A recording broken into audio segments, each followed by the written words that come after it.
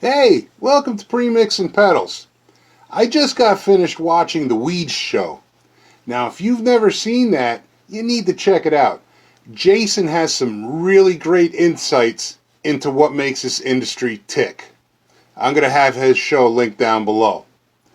This episode, he was talking about the closure of JGRMX. So, why are we losing these outside sponsors? Well, let's take a look at a couple of my opinions. Now, the number one contributing factor I can think of is this pandemic. This pandemic is awful.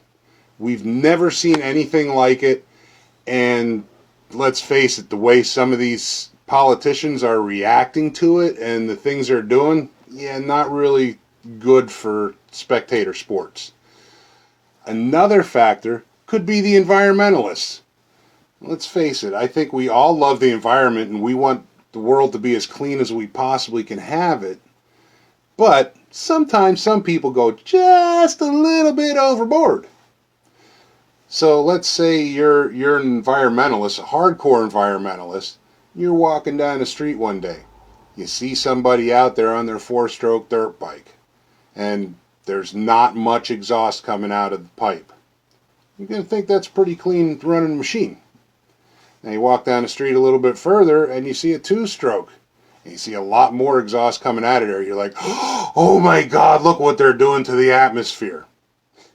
I think that the manufacturers may be to blame here too. The manufacturers decided that they're going to go out and they're going to build these more expensive, more complex machines. Now, before you freak out and start bashing me in the comment section below for hating 4-strokes, I don't hate 4-strokes. I like anything with 2 wheels. I like 4-strokes, I like 2-strokes, I like electric dirt bikes. I've even been known to get out there and pedal my fat ass through the woods on a mountain bike. But, let's face it, just by the nature of the beast, a 4-stroke is a much more complex machine than a 2-stroke is. So they rev to the moon. Well, in order to do that, they have to make parts lighter. Let's take an example here. If you're pushing vehicles, it's a lot easier to push that little Volkswagen Beetle than it is to push that big-ass Mack truck, right? Well, sometimes when you lighten things up, you make them a little bit weaker too. And when they get weaker, obviously they're going to break more often. I went to Rocky Mountain ATV MC's website and I looked up the price for a 2021 YZ250F and a 2021 YZ250 2-stroke. Now, let's say, just for argument's sake, that all you have to replace on your 4-stroke is the 4 valves.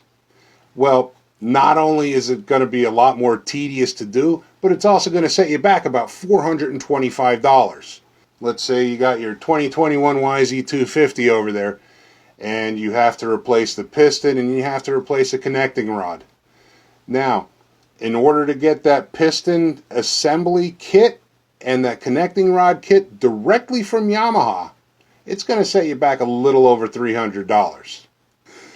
But when you start factoring in all the other parts on the 4-stroke, all the things that are moving, all the things that can go wrong, prices can add up pretty quickly.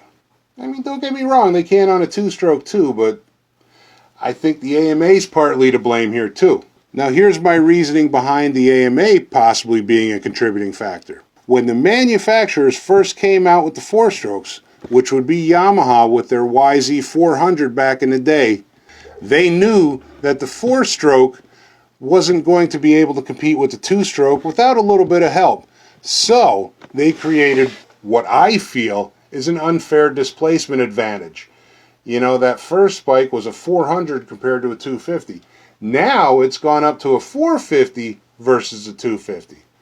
Well, it's not too hard to see just by looking at those numbers which bike's going to have the advantage. Now, speaking of advantages, that's going to bring me to another contributing factor, the professional racers. Professional racers, that's their bread and butter, is winning races, so they need every advantage they can get. And the advantage in this case is going to go to the 4-stroke, because if you look at power outputs, a relatively modern YZ250 is flirting with 50 horsepower. Look at that 450, and bone stock, that thing's up 53, 55 horsepower. And we all know that the professionals don't race stock machines. Once the factory mechanics get done massaging everything inside that engine, you're probably looking at 60 to 70 horsepower. And I'm not a professional mechanic, but I don't think you can really get that kind of power out of a 252 stroke. Let me know if I'm wrong. If you're getting any kind of value out of this video, I invite you to go ahead and subscribe to the channel. And while you're subscribing to the channel, click on that little bell icon and select all. That way, you're going to know whenever I upload a video for you.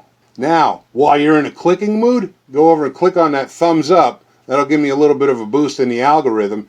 And click on the share button, because somebody else might be able to get some value out of this. How do you feel about this whole situation? Is the 4-stroke a superior machine to a 2-stroke? Why are we having problems finding outside title sponsors? And will the Coyote ever catch that Roadrunner? And remember, until next time, never quit playing in the dirt.